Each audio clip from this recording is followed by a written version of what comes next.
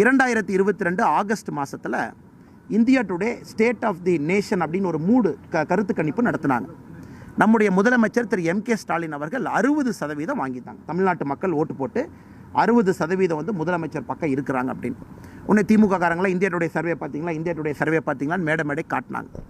ஜனவரி 26 கரெக்டாக 6 மாதம் கழித்து ஜனவரி 26 நடத்திய கருத்து கணிப்பு சர்வேல இந்தியா டுடேல அதே இந்தியா டுடேவை சர்வேயை முதலமைச்சர் அவர்கள் 4 முறை சுட்டி காட்டியிருக்கின்றார்கள். இந்த 6 மாதத்தில் இன்றைக்கி முதலமைச்சரோட இமேஜ் வந்து வெறும் 44%.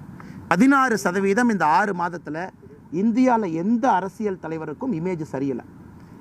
எல்லா முதலமைச்சர்களும் அந்தந்த மாநிலத்தில் 6 மாதத்தில் 16% ட்ராப், 16% ஒரு இமேஜ் சரிந்திருப்பது நம்முடைய முதலமைச்சர் திரு M.K. ஸ்டாலின் அவர்கள். அதான் 2 நாட்களாக நம்முடைய அறிவாலயத்தில் இருக்கக்கூடிய சகோதரர்கள் சகோதரிகள் இந்தியா டுடேங்கிற வார்த்தையை பார்த்தாவே அலர்ஜியாகி எல்லா பக்கம் ஓடிட்டு இருக்காங்க.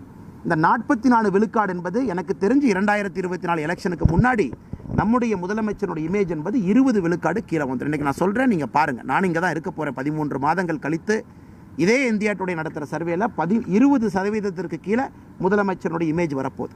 ஒரு ஜனநாயக நாட்டில் தமிழ்நாட்டில் கிட்டத்தட்ட ஆட்சிக்கு வந்து 21 மாதங்களில் எந்த ஒரு முதலமைச்சருக்கும் இவ்வளவு பெரிய இமேஜ் சர்வேவை சந்திக்கலை.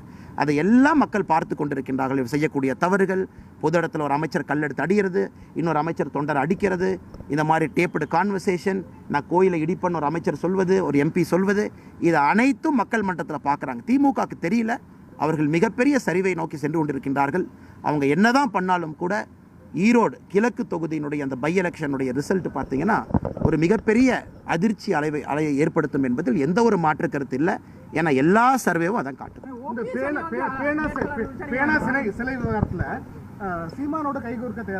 அண்ணா இங்கே பாருங்கண்ணா, பேனா சிலை விவகாரத்தை பொறுத்தவரை தமிழர்களோடு கை கொடுக்க தயாராக இருக்கின்றோம்.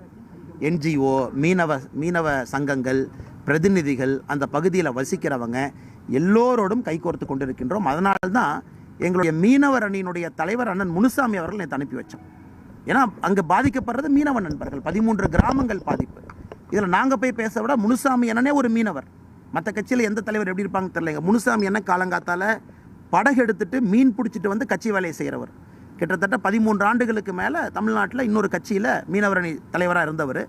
அவர் மீன் பிடிக்கக்கூடிய ஒரு மனிதர். எங்கள் கட்சியினுடைய மீனவர் பிரிவினுடைய தலைவராக இருக்கக்கூடிய முனுசாமி அண்ணன் தான் இந்த இஷ்யூவை பொறுத்த வரைக்கும் எங்கள் ஃபேஸ். அவர்கள் சொன்னது தான் எங்கள் கருத்து.